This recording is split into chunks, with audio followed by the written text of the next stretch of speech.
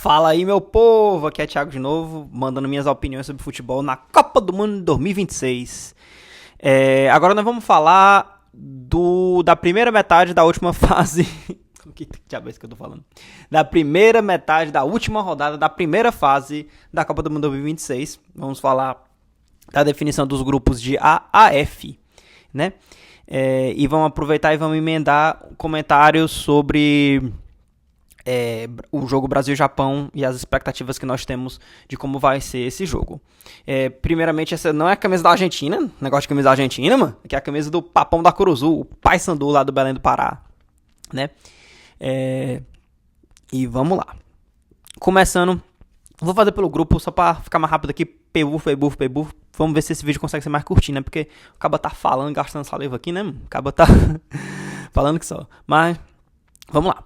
Grupo A foi um grupo que teve um jogo que já estava meio que decidido, que foi o jogo entre México e Tchequia.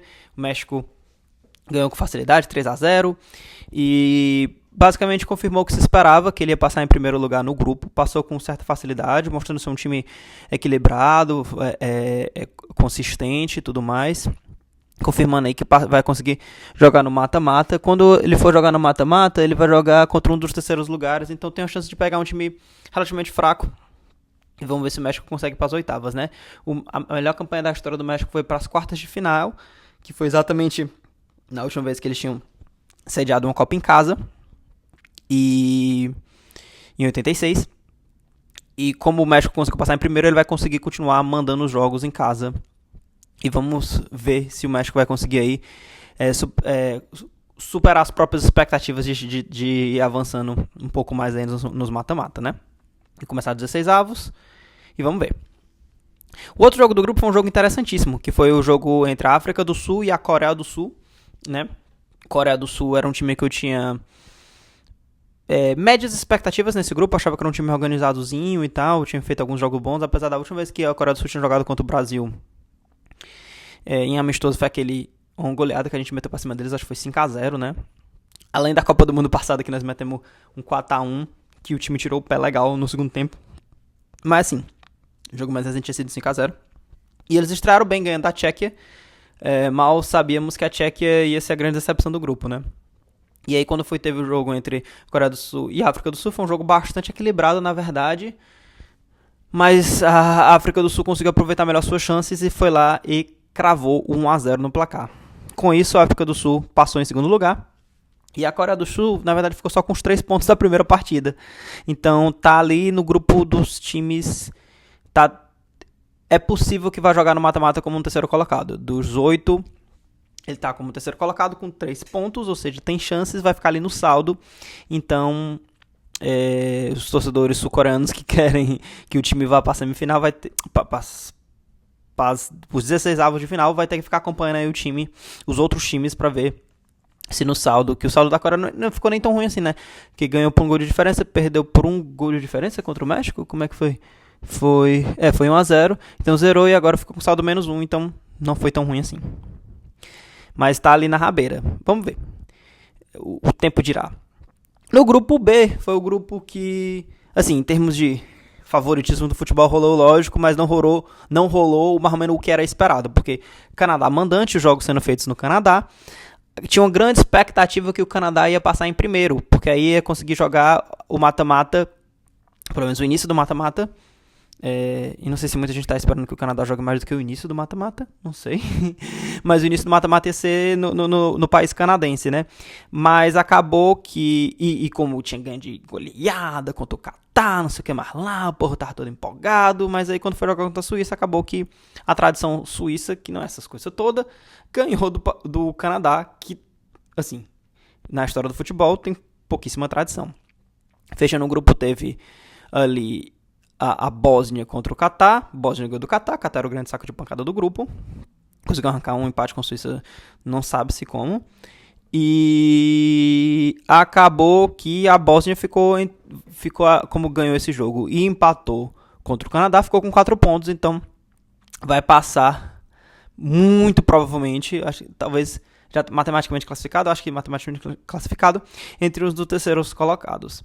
Eu já vi muitas análises, eu não sei se vai mudar com o resto do grupo, que vai ser o jogo Bósnia e Estados Unidos, né? Que a gente sabe que passou no grupo D, em primeiro lugar. E, cara, que joguinho bom pros Estados Unidos, hein? É bom acabar sediar uma Copa, né? Mas o que eu tava falando, como o Canadá acabou perdendo pra Suíça, o Canadá não vai sediar o próximo jogo do mata-mata do Canadá, que vai ser Canadá contra quem? Acho que a gente nem tem ainda. Ou pelo menos eu não anotei aqui, mas assim, tanto faz. O próximo jogo do Canadá vai ser jogado nos Estados Unidos. Meu chapa. Ah, não, desculpa, já tem. Foi mal, já tinha anotado aqui. É Canadá e África do Sul. Jogo pau a pau, hein? Rapaz, acho que periga passar a África do Sul aí. Dois times que não são tão bons assim também não, viu? Canadá teve altos e baixos e o mesmo pode se dizer para a África do Sul. Teve uma estreia fraquíssima contra o México. Arrancou um empate ali na raça contra a Tchequia. E ganhou da Coreia do Sul no seu melhor jogo e tal. Mas eu não sei como é que vai fazer frente ao Canadá. E por mais que o jogo esteja nos Estados Unidos, eu não sei como é que vai ser em relação às torcidas aí, né? Mas enfim. Acho que é um jogo equilibrado. Então, assim, pelo menos nisso faz sentido. Mas é louco pensar que já vai passar dessa fase ou África do Sul ou Canadá, ou Estados Unidos ou Bósnia, provavelmente Estados Unidos, né? Que tá com o time direitinho. No grupo C, o grupo do Brasil, eu já fiz um vídeo dedicado pro Brasil, sobre o jogo Brasil e Escócia, né? Uma coisa que eu queria muito ter falado, mas na hora que eu gravei eu acabei esquecendo de falar, um detalhe importante, é que o Vini Júnior fez gol nos 3 jogos da primeira fase, né? Como todos nós sabemos.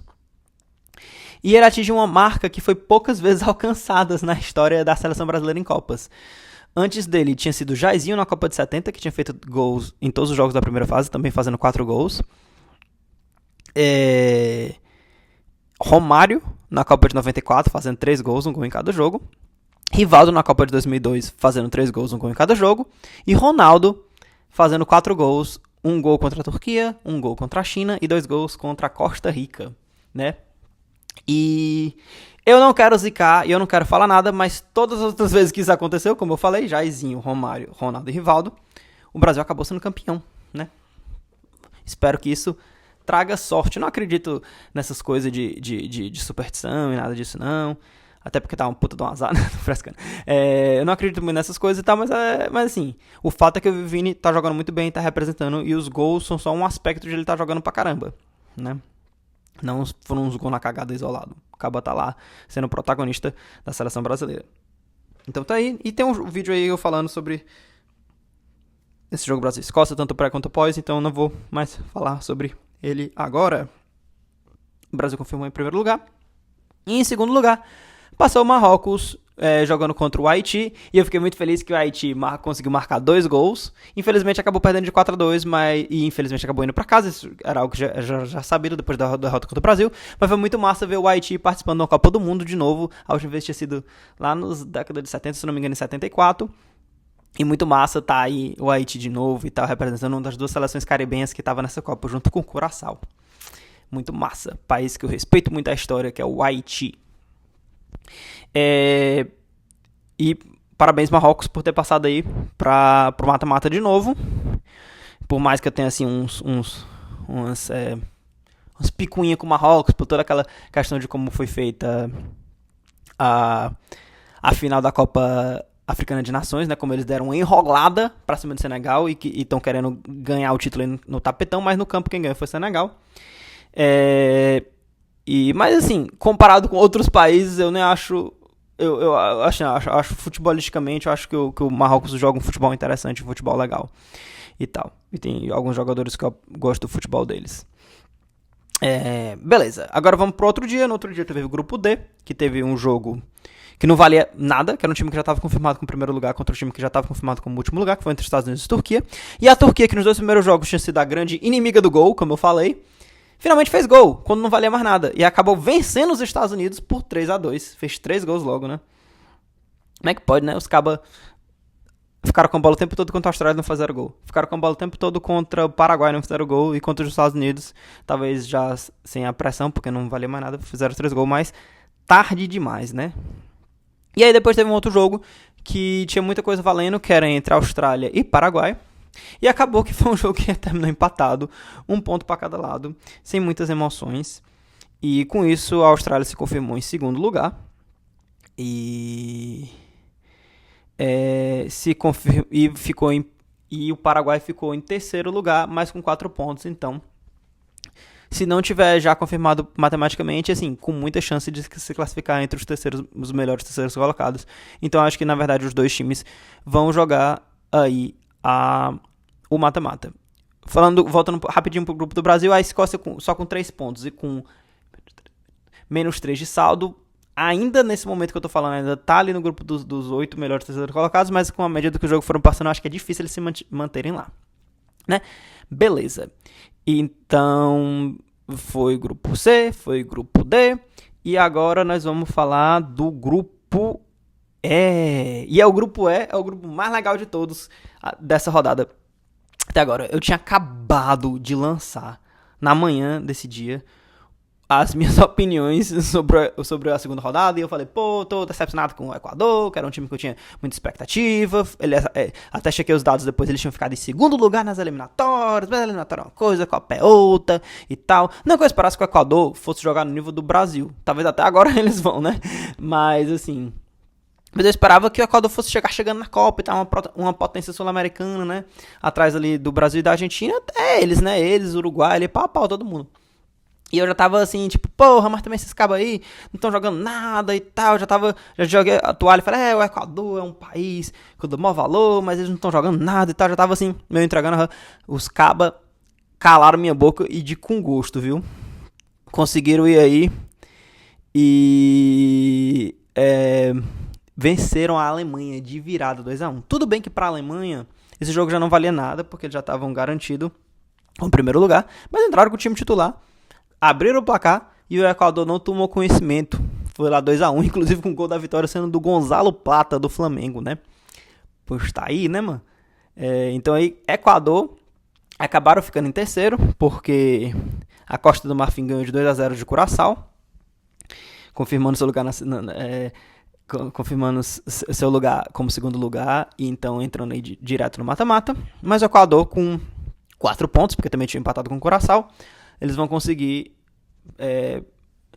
De novo, mesmo comentário. Não sei se já está matematicamente confirmado, mas praticamente matematicamente confirmado. 4 pontos.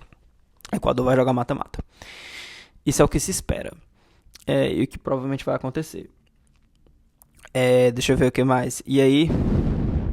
Foi todo aquele movimento que o povo se empolgou muito, né? Si se puede. E depois ficou si se pudo. Irado. Equador é um país e uma seleção assim que eu tenho bastante carinho. Então eu tô muito feliz deles terem conseguido passar. E é isso aí.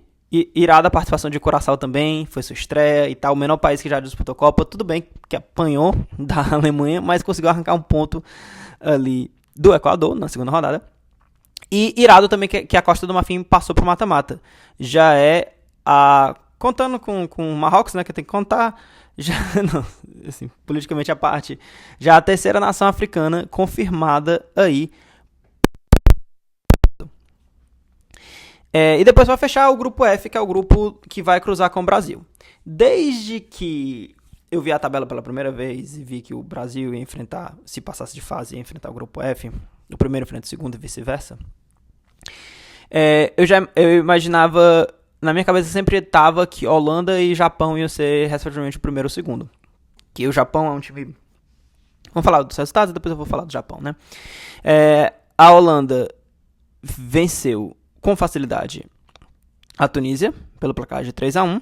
Enquanto o Japão acabou que estava disputando ali com a Suécia, e um jogo meio estranho, porque assim, claro, o Japão até quando abriu o placar ficou muito perto de ficar em primeiro do grupo, e aí até ia fugir do Brasil, né, e empurrando a Holanda para cima do Brasil, se fizesse mais um gol, mas acabou que a Holanda que fez mais gol, e a Suécia empatou. A Suécia, se ela ganhasse do Japão, ela passaria para segundo lugar e passaria a enfrentar o Brasil.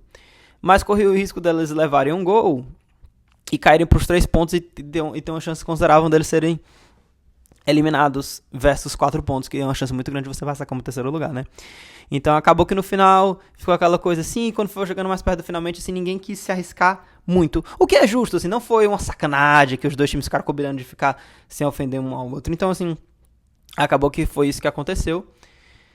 E se confirmou mais ou menos o que eu esperava. E a Suécia, como começou bem, depois ficou muito mal e acabou ali ficando com 4 pontos e saldo 0.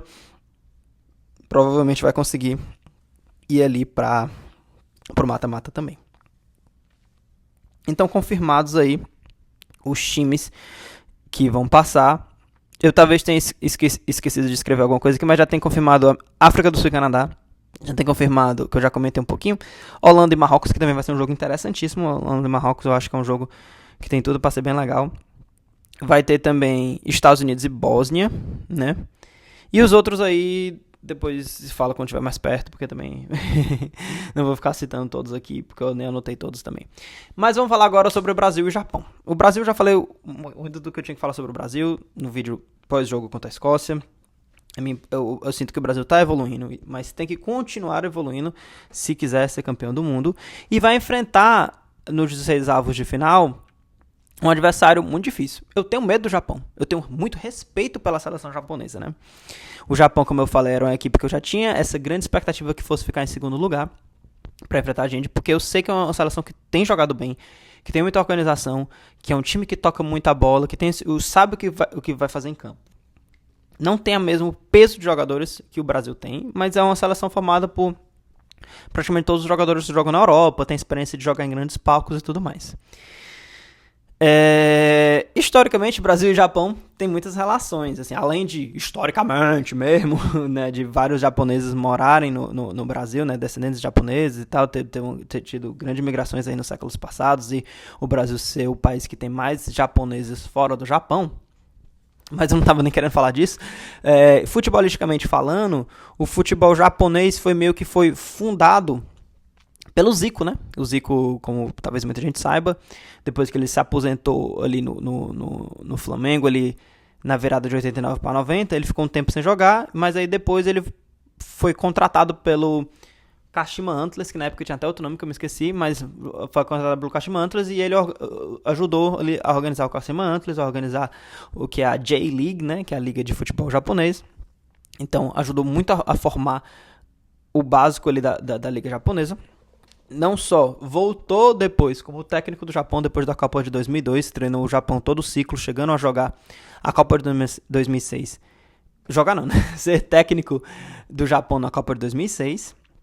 E que nessa Copa de 2006 teve o único confronto entre Brasil e Japão em Copas do Mundo, que foi um confronto de primeira fase. O Brasil ganhou por 4-1. O Brasil já entrou em campo com um time meio misto, já estava classificado, e ironicamente foi o melhor jogo do Brasil, o melhor time do Brasil naquela Copa, né? Porque jogou com os laterais reservas, jogou com o Gilberto Silva e o Júnior Pernambucano no meio campo, né?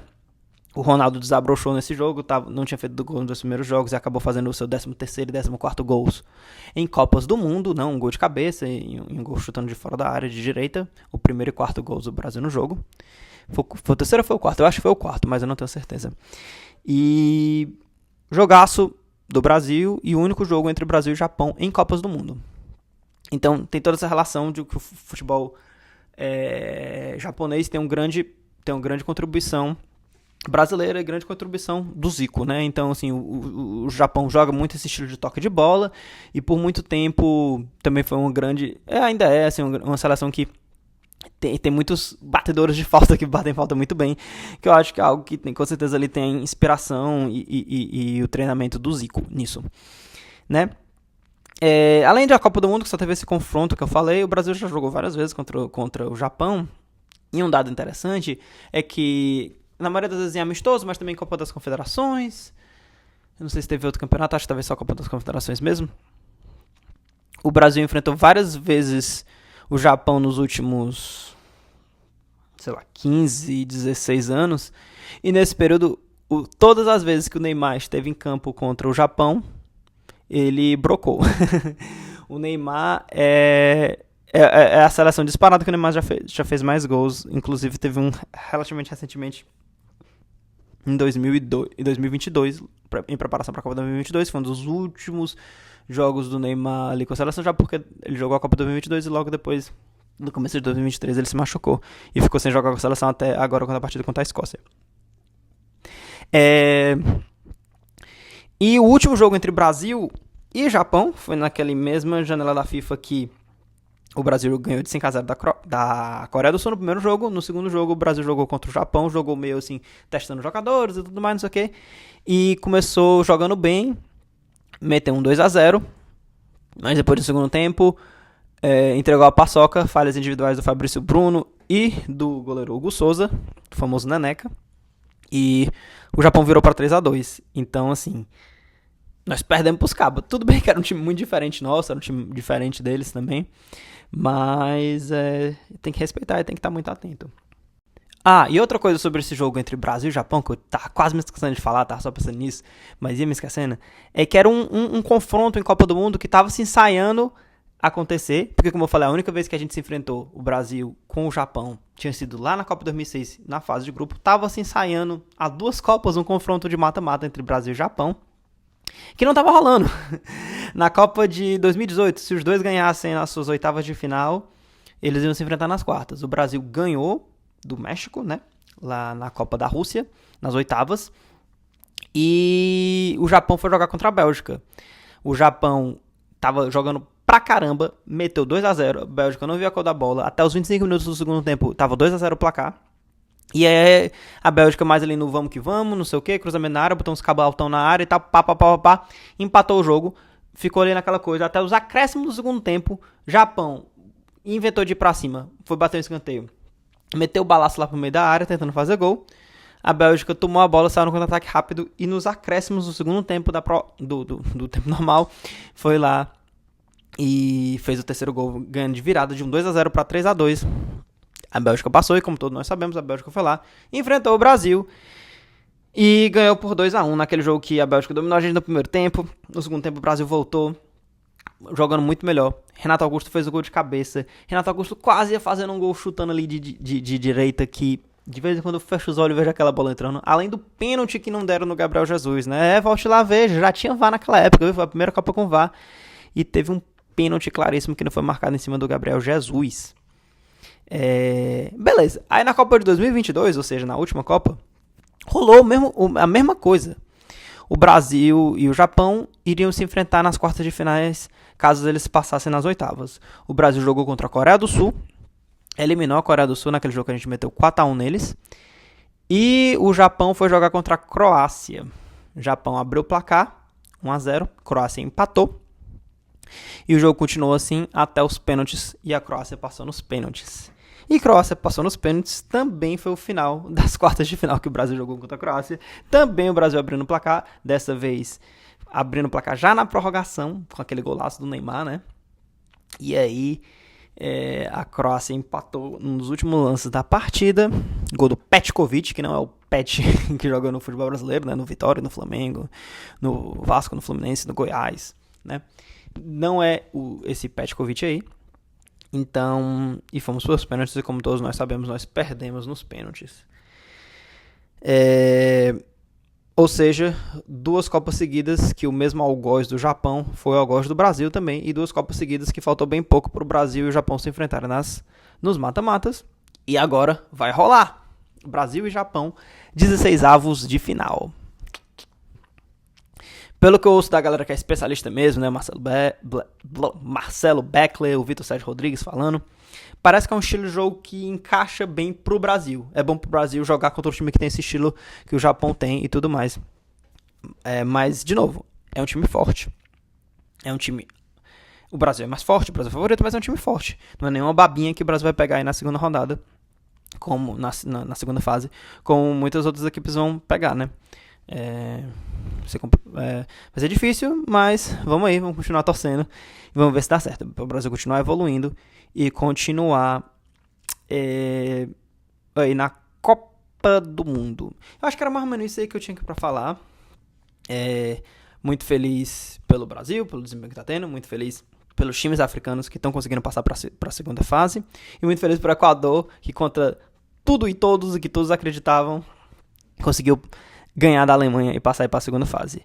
Agora hoje vamos aí torcer, especialmente para Cabo Verde, nossos irmãos cabo-verdianos, ver se eles conseguem também passar de fase. Mas mesmo que não passe, nós já estamos muito orgulhosos pelos que eles já fizeram. E muitos jogos muito rochedos aí para a gente acompanhar aí hoje e tudo mais. E vou tentar lançar um vídeo depois falando pro resto dessa terceira fase aí e tudo mais. E é nóis, meu povo. Valeu. Até a próxima.